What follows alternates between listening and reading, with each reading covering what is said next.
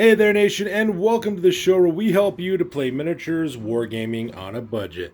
It is I, Commander Cheapskate, and we are back with another episode of Tales from the Tackle Zone Season 2. This is a series of videos that are dedicated to our Blood Bowl battle reports, and this is battle report number 25. It is a game taking place in the Old World Conference between my friend Dark Lord Mac with his Chaos Chosen team, the Nurgle's Rotters, versus my team, the Scarcrag Snivellers of the Skaven. So we are now entering the very last week of our campaign for normal campaign play. This is the very last campaign week for both the New World Conference as well as the Old World Conference in terms of normal games. After this week of campaign games, we'll figure out who will be the reigning two top-ranked teams of both conferences. How we're going to determine that is basically by looking at the league points of all the teams, and then followed by the ones with the most league points, and followed by the best win-loss record. And those two teams will be the ones who will play it out for the Old World Conference as well as for the New World Conference, and the champions of those conferences will go on to face off each other in the Blood Bowl. So this is the very first game of the last week of normal gameplay for the Old World Conference. It is between Dark Lord Mac and myself. And I am super excited to see exactly how this game will go. So, just to give you guys a little bit of heads up right now, we are both lined up. My friend Dark Lord Mac won the coin toss, so he elected to receive for the first half of the game. He is currently sitting at 3 rerolls as well as a fan factor of 6. His entire team is in play on this one. As you can see, the entirety of the Nurgle's Legion for our studio has come to watch their players win it in the Old World Conference. At the same time, for my team, the Scarcrag Snivellers, I am sitting at 6 fan factor as well as 3 rerolls. I also have 2 bribes as well, and as you can see, the entirety of the Goblins in the studio's collection have come to watch the Scarcrag Snivellers play as well. So with that being said, we've already done the kickoff real quick so far, so the kickoff has already been taken care of. We're going to play some background music real quick. As the music is playing, we'll show you videos of both teams as well as the rosters. If you want to see exactly what we're bringing for this battle report, go ahead and pause and take a look at your own leisure. So that being said, let's get this game on a roll.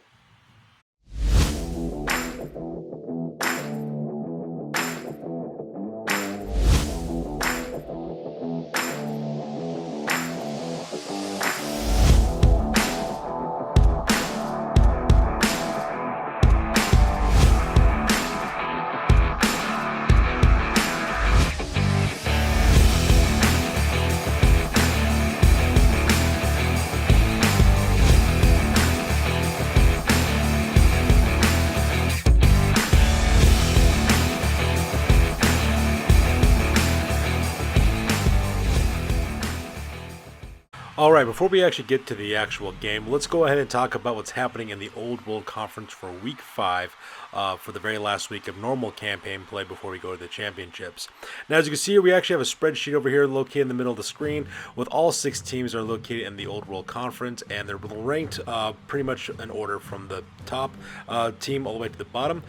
Pretty much how we decided to do with the data is that we decided to focus on league points. Whoever had the most league points as the very first modifier we used to determine the rankings, followed by the number of wins that the team had, and followed by the number of losses that they had. So the more wins and the less losses they had besides league points would determine their overall layout for the campaign. So for the overall conference, you see right here, the first place right now is the Champions of Death from the Shambling Undead, played by my little sister Shade. She currently has 3 wins, 1 loss, and she currently has 12 league points. In second place are the Dwarf Giants of the Dwarves, played by my friend Iron Major with 2 wins, 1 loss, and 1 draw. He's also got 10 league points for them. Third place, the Reichland Reavers of the Humans, played by Sister Sarah with 2 wins, 2 losses, as well as 9 league points. In fourth place are the Scarcrag Snivellers, which is my team with the Goblins, played by Commander Cheapskate, in case you didn't know who I was. I have 9 league points with 2 wins, 1 loss, as well as 1 draw. In fifth place is my buddy Dark Lord Mac with his team, Nurgle's Rotters of the Chaos Chosen, with 2 wins, 2 losses, and 8 league points. And in last place, in sixth, is the Gouge Eye of the Orcs, played by my friend Brother Grimm. He's got 0 wins and 4 losses, and he's currently got 1 league point. So whoever ends up being the top 2 teams in this league for the Old World Conference will play off for the championship of the Old World Conference, and that champion will then move on to the Blood Bowl. So now that we're done talking about the current conference layout for all the teams, let's go ahead and talk about this game. So we're back now for the first half of the game with the kickoff. So I managed to throw the ball all the way over here as we're finally settled on this one. And for the kickoff result, this one was timeout. So unfortunately, both Dark Lord Mac and I will start off with 1 less turn left. So we lose a turn because of timeout, but that is where the ball pretty much settled next to one of his Pestigors. So with that being said, with the kickoff over with, we go directly to the top of turn number 2, and we'll be right back with Dark Lord Mac's activations. So we're back now at the top of turn number 2 for Dark Lord Mac, and as you can see, the turn was actually quite short-lived. What ended up happening is that the Festering Jawbreaker, first of all, failed its really stupid test, so because that was unable to do anything for this turn. But this guy over here, his name is Glucose the Disposer. He tries to throw a block directly into Pillow Pants and unfortunately rolls both player down result. So instead of actually spending a reroll in order to do that, my friend Dark Lord Mac decided to let it ride, which caused immediate turnover for the game. And pretty much ends the very first turn for the game so far. So with that being said, we go directly to the bottom of turn number 2 for my team, the Scarcrag Snivellers. Alright, so that takes us right to the bottom of turn number 2 for the Scarcrag Snivellers, and touchdown number 1 for the Scarcrag Snivellers. So let's talk about what ended up happening. So first of all, this little goblin player, number 2, Brickle is his name. Brickle's right over here, right next to behind Listerfiend. So what ended up happening is that I decided to activate Listerfiend. Listerfiend managed to take my little Brickle guy and threw him directly over here to this square. Right over here, landing right there. Unfortunately, now he did fail the throw, so because of that, my little Brickle guy did have to suffer penalty on the land, but I rolled a perfect 6 on the landing, so because he made that landing no problem. From there, he then moves up, managed to pick up the ball right behind this Pestigor by scoring around him. I rushed it forward twice using 2 squares. I'm going to do so. I had to use one of my rerolls in order to make sure I got that last square off, and that brought me directly to the end zone and scoring the first touchdown of the game for my team, the Scarcrag Snivellers. So that being said, ladies and gentlemen, we're going to re-rack real quick and get our teams reorganized for our next kickoff. I'll be right back after this. So once again, we are back this time with the kickoff once again. And once again, my friend Dark Lord Mac is receiving this time. And for the kickoff event, the ball did land over here, right outside where this Pestigor is standing at. So because of that, that takes us directly to the pop of the turn. Now for the kickoff event on this one, once again, Dark Lord Mac and I rolled timeout again. So that part was kind of rough. So once again, we lose another round of turns, which is really rough because this game is quite important for the two of us to make sure we can get as many points as possible to get our league points up there to make it directly to the championship game. So now that we're done with the kickoff, we go directly to the top of turn number 4 for my friend Dark Lord Mac, and we'll be right back after this. So now we're back directly from the top of turn number 4 for my friend Dark Lord Mac, and this time around he had a much more successful round as he just kind of pushes up 4 for the most part. So as you can see, he kind of sweeps out his forces around the top wide zone over here as well as the bottom wide zone over here.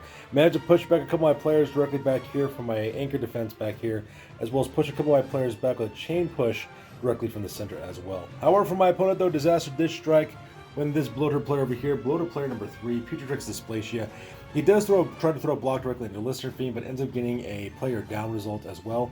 Dark Lord Mac elected not to burn up one of his rerolls, so because of that, that pretty much caused immediate turnover for my team, the Scarcrag Snivellers. So that being said, we go directly to the bottom of turn number 4. We'll be right back after my activations. Alright, so that takes us right to the bottom of turn number 4, and as you can see on the pitch, some dramatic things have occurred. So let's talk about what ended up happening first. So first of all, I activate my Looney, Rucksnag Sharptooth. That guy throws a blitz directly into player number 2, Rumagora, I think his name is. I'm sorry, Magara, there we go. Managed to puncture his injury, his armor, and actually cause a cash on this one. Also put him out of action as well with a serious injury, seriously hurt. That way he will miss out his next game as well as he goes to recovery. So that part was all kinds of awesome. Now because that hole was blasted open and the ball bounced out of his hands, I then sent Snotgo, the annoying my Pogor, managed to slip through, passing his agility test from the tackle zones, grab the ball and move up his maximum movement allowance. Now from there, of course, I had a couple of Goblin players peel off from my Chevron defense and anchor defense and kind of move in that way, heading directly towards the offense. Also had Pillow Pants throw one of my Goblins over this way so that way he can land perfectly in order to protect him on the charge as well. At the same time, I managed to push a couple of guys up here as well as activate my Troll up here. That guy's name is Listerfiend. Listerfiend actually threw a block directly into player number 8, Davian, which is Rotter. Put a seriously hurt on him, so because he is seriously injured, I'm sorry. So because he's also a casualty as well, and he also suffers a niggling injury, and he will not miss his next game as well. Unfortunately for my friend Dark Lord Mac, though, he just kind of flubbed his regen rolls for these two guys, so that's the reason why they're not back in the penalty and the reserve box, because he just kind of filled his regen rules. So my opponent is now down 2 players. That's not a big deal though, because he has 2 more players in reserve they could bring up, but still, all things considering, it could be a lot worse. So that being said, we go directly now to the top of turn number 5 for my buddy Dark Lord Mac. Alright, so that takes directly to the top of turn number 5 for my friend Dark Lord Mac, and unfortunately for him, it's pretty much a short turn, and the reason why is because of Lionel. Lionel over here is player number 12, this Rudder. He does try to pull a blitz action directly onto Snotgo to annoying, but unfortunately he can't escape the Arachna Sharptooth, my Looney's tackle zone. He actually burned up one of his reroll dice in order to try to correct that one, to try to escape, but unfortunately he fails. He goes crashing to the ground, causing immediate turnover from our friend Dark Lord Mac. So that being said, we go directly to the bottom of turn number 5 for my team, the Scarcrag Snivellers. Alright, so that takes us directly to the bottom of turn number 5 from my team, the Scarcrag Snivellers. And once again, I am just putting the hurting on my friend Dark Lord Mac's main line for the most part. So, a couple things up here, I was able to knock down with the POW, as well as push a couple players up here, as well as to stun some players down over this area as well. Meanwhile, my Goblins make a break for it as quick as they can, try to make it directly to the end zone to score my second touchdown, with Snotgo and Annoying taking the lead. However, two major dramatic things end up happening. First of all, player number 16, Rucksnag Sharptooth, my Looney, does a blitz action directly into the festering Jawbreaker, managed to break through his armor as well as put a badly hurt injury on him as well, so he becomes a casualty too. My friend Dark Lord Mac, of course, rolls for the regen but fails it, so he burns up one of his rerolls in order to bring him back, but he also fails a 2. Rolled a 1 the first time as well as a 2 the second time, so because of the festering Jawbreaker, will not be participating for the rest of this game as well. Unfortunately for me though, disaster did strike. Player number 3 did try to throw a block directly into Davion. Player number 3, that character's name is Grogaz, but unfortunately for me though, I got a player down result, and to make matters worse, my armor got punctured and I also got badly hurt, so Grogaz will no longer be participating in the scenario, and that also caused immediate turnover for my team as well. So that being said, we go directly to the top of turn number 6, my friend Dark Lord Mac. I'll be right back after his activations. So that takes directly to the top of turn number 6, my friend Dark Lord Mac, and once again, disaster strikes. So let's talk about what ended up happening. So first of all, got back a couple of players, got them back on their feet, but Rumagor, which is the team captain, which is the Pessigor, tried to escape the tackle zone from Lister Fiend. Unfortunately for him though, he failed his agility test originally, so my friend Dark Lord Mac burned up his last reroll for him to escape it. Managed to escape it the second time.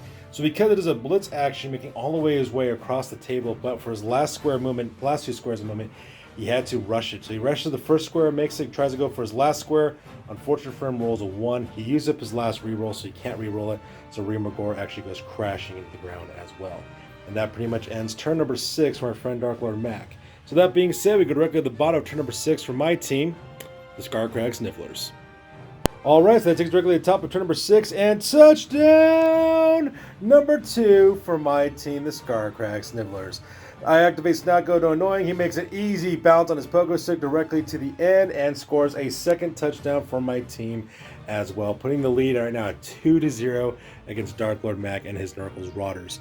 So that being said, we're going to re-rack real quick and line up our teams for the kickoff, and we'll be right back after this activation. So now we are back now for the kickoff, and on the kickoff event, of course, this one, once again, my friend Dark Lord Mac is receiving. The ball does scatter all the way over here, just one square shove actually crossing over the line of scrimmage. So kind of good for my friend Dark Lord Mac, because he needs to get this ball directly over to the end zone and try to get his touchdown as quick as he can. Now, as for me, of course, I did lose this one for the kickoff. King Ophius Ref was the event. Unfortunately, I lost the roll-off on this one, so player number 7 gets knocked out by the refs. So that part is kind of sad, so a little bit of a handicap as well. But I'm not too worried about, though. Yes, I lost my chainsaw player. I decided not to burn up one of my bribes to do so. And the reason why is because I have a bomber as well as my special character, Noblet Blackwarp, which I plan on using for the second half of the game. So because of my chainsaw loader does get sent off, that's perfectly fine because I have 2 bribes they could use for the second half of the game. And at the same time, I also have my Fanatic deployed as well. So I'm going to go through this line like a wrecking ball and cause as many problems as I possibly can. So that being said, we go directly to the top of turn number 7 for my friend, Dark Lord Mac. We'll be right back after this. So we go directly to the top of turn number 7 for my friend Dark Lord Mac, and once again, disaster strikes. Pretty short-lived turn. Player number 6, Glutos the Spoiler, tries to do a blitz action directly into Hooder Two-Face, which is my team captain, also one of my Goblin players. His plan was to do a blitz action to smash into him so that way he can kind of free up the wide zone to allow his pistol gore to go through. But unfortunately, he rolled his 2 dice for the impact. One of them was player down or both players down. So my opponent decided to do both players down because at least that way he might be able to take out Hooder Two-Face. I don't penetrate his armor, but he does penetrate mine, but he ends up with a stun result on Hooder Two-Face, so I'm currently on the ground. But because his player went down during this turn, it caused immediate turnover, which takes us directly to the bottom of turn number 7 for my team, the Scarcrag Snivellers. So we'll be right back after this.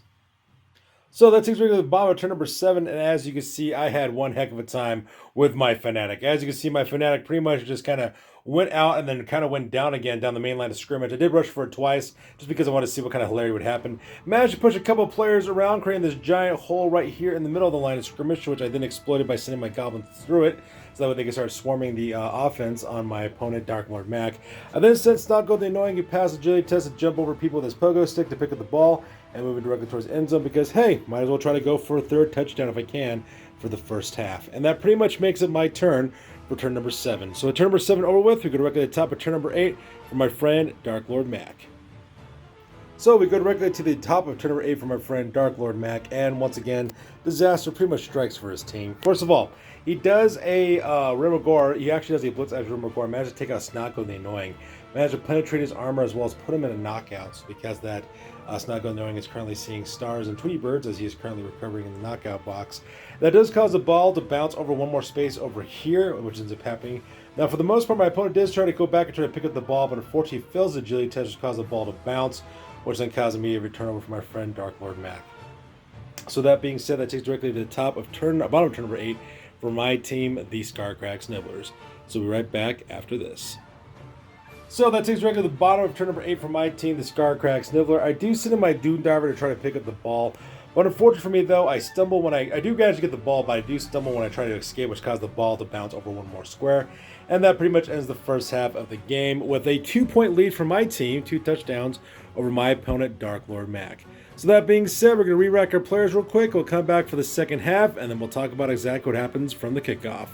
So we'll be right back after our setups. So now we're back for the second half of the game. Right now, I'm in the lead right now with 2 touchdowns versus my friend Dark Lord Mac, 0 touchdowns. And as you can see, we're both set up on this point. When it came to the when it comes to our timeouts our rerolls come back. So now my friend Dark Lord Mac has 3 more rerolls, and I have 3 rerolls as well. Now, when the ball actually got kicked, it actually landed perfectly in this square, and it actually bounced over one square. And my Pogor Snotgo the Annoying managed to catch the ball, so I immediately start off the game with possession of the ball. Now, for this one was solid defense with the kickoff offense. Originally, these players here in the wide zones were actually further back, but as you can see, Dark Lord Mac actually rolled up to move up 4 of his players.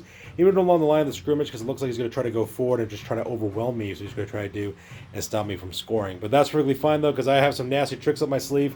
I burned up one of my rerolls, so that one of my bribes, so that way I could still have my Fanatic still be in the team, and I plan on causing all kinds of pain and carnage this turn. At the same time, I also got Novella Blackwart, my star player, represented by this goblin here with the little squig in the hand. He's going to participate in this game too, so I'm super excited to see what kind of carnage I can cause in this second half of the game. So that being said, we're going to go directly to the top of turn number 1 for my team, the Scarcrag Snivellers. I'll be right back after this. So we're back now at the top of turn number 1 for my team, the Scarcrag Snivellers, and as you can see, a lot of chaos is broken out on the tabletop. So let's talk about what ended up happening. So first of all, managed to use my Fanatic, managed to push forward and go directly down the line of scrimmage, shoving all these players down with chain pushes, all the way until I got Ramagor put in out of action with a serious injury. So because he does go out of action, he will miss out his next game. And at the same time, he also suffer a niggling injury as well. So because of that, since I got this huge hole opened up in the middle of the table, I do shuffle a couple of my players down this way in order to take advantage of this giant gap that my Fanatic made for me. At the same time, my trolls also move up and cause some problems too. Now, the cool part is that Novella Blackwart, one of my players, actually, my star player, actually decides to go in and do a blitz directly onto player number 4. That character's name is, let me take a look at my list here real fast.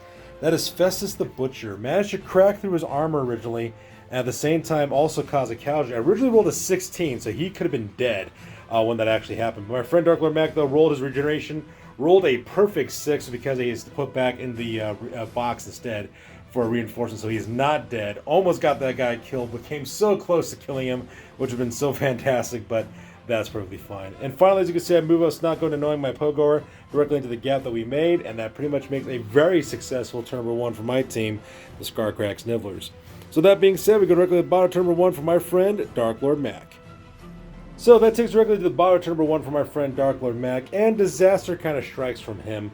What ended up happening is he managed to stand up a couple of his players, which is kind of nice, and he activates Lionel, which is Rodder number 12. He actually goes around the outside here and goes for it once and put a blitz directly on a Snotgo Annoying. Now, he actually rolled both player down or both players down, So my friend Dark Lord Mag decided not to use a reroll and decided to do it with both players down because at least I lose possession of the ball. Unfortunate for him though, it kind of backfired. He does take down Snuggle annoying, but he's perfectly fine. The ball bounces over one square, but Lionel, however, gets his armor cracked and he gets knocked out as well. So that part was kind of rough for my friend Dark Lord Mag. And that pretty much makes up turn number 1 for him. So that being said, we go directly to the top of turn number 2 for my team, the Scarcrag Snivellers. We'll be right back after my activations. So that takes us right to the top of turn number 2, and once again, more chaos is spread across the battlefield as my team and my secret weapons start destroying Nurgle Routers left and right like it's nobody's business. So first of all, I do manage to put a blitz action real quick onto Noble Blackward directly onto player number 12, player number I think 11. His name is Davion. Managed to kill that guy as well. Punctured his armor. Managed to roll a casualty on his injury. Rolled a 16 for him for being dead. My friend Dark Lord Mac rolled his regeneration save, failed it, burned up one of his rerolls to roll again, and failed it a second time. So because of that, his player is now dead right there. So that part was pretty rough out for my opponent, which caused him to lose another casualty. At the same time, I also used Pillow Pants to projectile vomit to my opponent as well. Managed to put a knockout result on him, so 3 guys are down. Got a couple of guys in the casualty box, and at this point, my friend Dark Lord Mac decides to kind of call the game at this point. And I really can't blame him. He's got no leads whatsoever. I'm pretty much in the lead on this one with 2 points. He decides, I tell you what, he's going to cut it early. He's going to allow Snuggle the Annoying to actually make the rest of the round that he actually made. So because he actually went back, picked the ball, and actually made back this way. But since my friend decides to kind of call, he says, you know what, Snuggle the Annoying can make his 3rd touchdown. So that way he gets the star player point and I get the lead point. And he pretty much calls the game at this point with a victory for the Scarcrag Snivellers. Pretty brutal game, I must admit, against Nurgle's Routers. So that being said, we're going to go directly to the post-game because this battle report is now officially over. That's it, man. Game over, man. It's game over. Alright, so now it's time for the After Action Report. This is the part of the battle report we talk about what went well, what went poorly, and what we can learn for the next time that we do battle. This is the After Action Report for Tales of the Tackle Zone Season 2, Game number 25, which is Game number 13 of the Old World Conference, and let's talk about what ended up happening. So starting off with Dark Lord Mac's team, Nurgle's Routers, he actually suffered quite a bit of injuries on this one. Rot Spawn player number X, the Festering Jawbreaker, was badly hurt during the game, but he made a full recovery, no problem. Pestigore number 2, McGraw, though, however, suffered a seriously hurt, so because it goes into recovery and will miss out on their next game, while Pestigore player number 1, Ree Magor, and Router player number 8, Davion, suffered a serious injury, which means they will have a niggling injury and they will also miss out their next game as they're in recovery. And then finally, player number 11, Router number 11, Davion Attractus, actually died, so he's eliminated off the roster. Now for advancements, nobody actually advanced on this team, however. Pestigore player number 2, McGraw, got the MVP, so because he got 4 star player points put onto his profile. And at the same time for the winnings, they managed to score 30,000 gold pieces and giving the grand total of 100,000 gold pieces in total. Now for the dedicated fans, luckily for Dark Lord Mac, no change happened for his dedicated fans, so he's still at 3 dedicated fans in total. He didn't recruit anybody in his team during this time period, but he did spend all 100,000 gold pieces in his treasury to recruit a Plague Doctor, so that way he can get rerolls on regeneration saves, well, at least once per game, so decided to go with that inducement. Now for the league points, he managed to score 1 additional league point for scoring no touchdowns for this game, which brings to a grand total of 9. His new record now is at 2 wins as well as 3 losses, and his new team value now is at 1,345 points. Alright, so moving on to the Scarcrag Snivellers is my team, who actually won this game. I did suffer 1 injury, which is Goblin player number 3, Grogaz. He was badly hurt, but he makes a full recovery, so no harm, no foul. Now for advancements, 2 members of my team did advance, withdrawing with Patrol player number X, his name is Pillow Pants. He got 4 additional star player points for being the MVP, and so because of that, I was able to choose the Brawler skill for that player, and increasing his value by 20,000 gold pieces. And Patrol player number 0, Lister Fiend, also chose the Brawler skill, and also increased his value by 20,000 gold pieces as well. Now from this game, I was able to scrounge up 60,000 gold pieces, and I also increased my dedicated fan base by 1, giving me 4 dedicated fan base in total. Now, I didn't recruit anybody at this time because my roster is pretty much maxed out, so I spent 50,000 gold pieces from the 60 that I won in order to purchase another bribe for my team, so now I have 3 bribes in this team, and I took the remaining 10,000 gold pieces and I placed it directly into the treasury. Now, for league points, I managed to earn 3 league points for winning this game, as well as 1 league point for scoring 3 or more touchdowns, and 1 more league point causing 3 or more casualties, bringing my grand total to 14 league points in total. My new record now is at 3 wins, 1 loss, and 1 draw, and my new team value now is at 1,445 points. So there you guys have it. That's going to finish up the very first game of week 5, which is the final week of campaign play for our Old World Conference. As always, please feel free to like, comment, and or subscribe. Your guys' input is invaluable to us as always. Also check us out on Facebook, Instagram, as well as blogger.com for all the latest greatest hobby news related to this channel. That's good for this one, you guys. I will catch you guys next one. Peace out and stay classy.